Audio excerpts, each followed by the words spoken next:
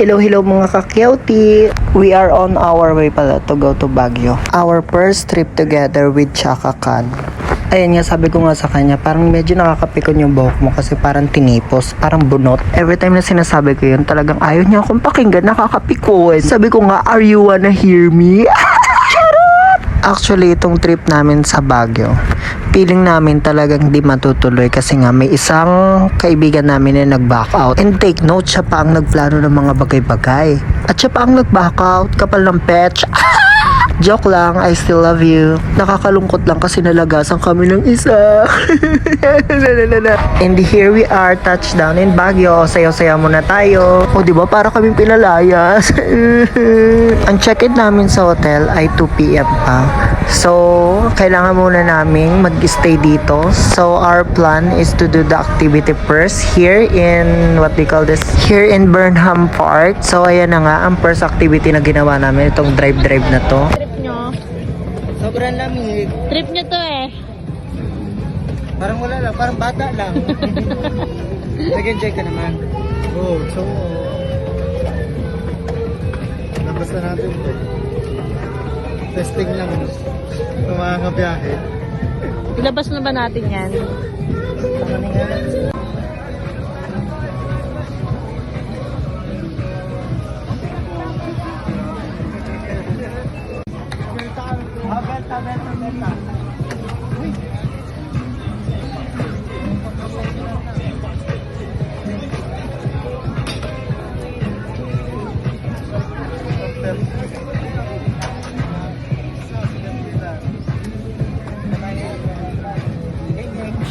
And here we are, the next activity na ginawa namin, itong sa bangka na to. Medyo na-boring kasi ako dyan kasi parang pagkikilos ka, parang malalaglag ka eh. Parang nakakatakot din talaga.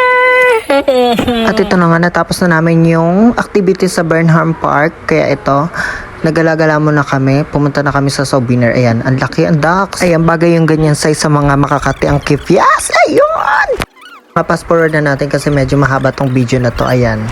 Pili doon, pili dito. Ayan, mga souvenir ko sa mga kapatid ko. Mahirap din talaga pag malaki yung pamilya mo, no? Talagang unang araw pa lang gagastos ka na dahil ang dami talaga nila. Pero okay lang. Ayoko na magsalita. Ayun yung time na yan, medyo nahihirapan ako kung sino pipiliin ko. Yung mahal ko o mahal ako. Joke lang. Ito medyo parang mas prepared ko to kasi parang malaki yung compartment niya. Pero mas maganda kasi yung isa. Kaya yun, sabi ko, ito na lang yung pipiliin. OMG, 9 a.m. pa lang ng umaga. 2 p.m. pa yan check-in namin. No choice, kaya maglibot-libot muna. Hanggang sa napadpad kami dito sa The Mansion. Tapos next na ginawa namin, ito, nagpa-picture na lang kami dito sa, okay nun. Ano bang problema mo? Inuman na lang tayo. Ano gusto mo? Isa ka, ako pulutan, halo-halo, rimbi, ano pa ba? Dumako na nga tayo, sweet-sweetan ng datingan. Kasi ayun, may pagsulyap-sulyap ka pa sa akin, patingin-tingin sa akin, hindi maintindihan. Ayan, dahil may picture ako, picture din siya, solo din siya. Napaka-insecure talaga nitong taong to. Gusto mo, upakan kita? Ha? Di na nga namin alam kung ano yung next na pupuntahan namin kasi talagang naguguluhan na talaga kami. So ito na nga, i-pass forward na natin ang mga nangyayari sa buhay sa araw na to. Sobrang nakakapagod talagang as in, talagang ang sakit sa paa, kung ano-ano ng, gusto mo? Ano? Yung tatanggapin mo pero napag-isip-isipan mo na wag na lang. Sabi ko, okay lang din kasi gutom rin talaga ako. Pinagpaplanuhan na namin pala kung anong gagawin namin ngayong gabi. Pero bago yun, magpapahinga muna kami ng slight, magre-recharge muna kami kasi sobrang nakakapagod talaga. Sobrang nakakapagod yung araw na to, as in talaga ang sakit ng mga mangga ko. And nung nakapag-recharge na kami, eto na, nagpunta na kami sa night market. Ayan, kain-kain muna kami ng balot.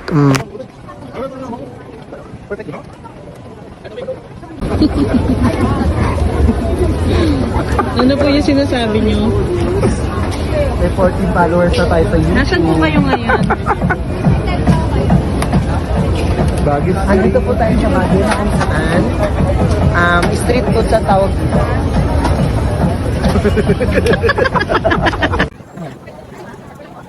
Hindi rin kami nagtagal kasi sobrang sikip at nakakapagod na rin talaga. Gusto na namin magpahinga kaya bumalik na lang kami sa room namin. And kinabukasan, ito na yung breakfast namin.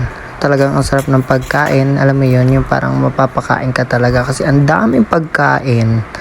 So much appreciated. After namin mag-breakfast, nagpunta kami dito sa bamboo. Napakaganda talaga dito sa bamboo tree. Talagang mararamdaman mo talaga yung kalikasan. Yung simoy ng hangin talaga nakaka-refresh. Ayan, sige, video.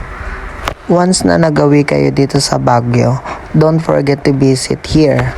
And syempre, pag may video ako, gusto niya, meron din siya. Ayan, sige, bilisan ko na lang sa'yo, ha? Epal. Yan, next na pinuntahan namin, yun yung mga flower na yan. Ewan ko, nakalimutan ko na kung anong tawag siya.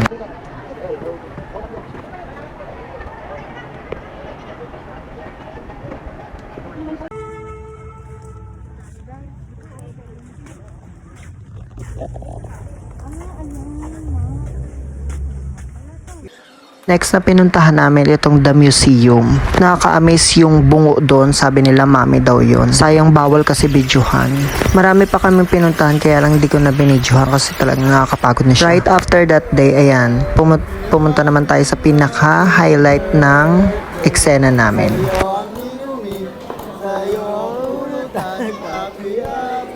Happy birthday. Sana mabusog mo kami. Sure luck to, mabubusog tayo nito. Birthday to you.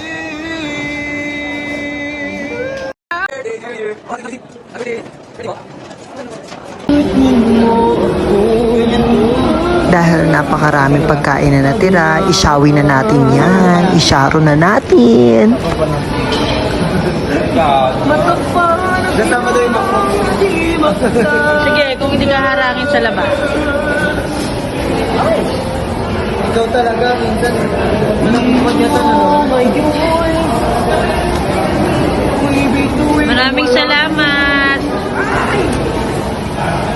Nakukuhay, baby.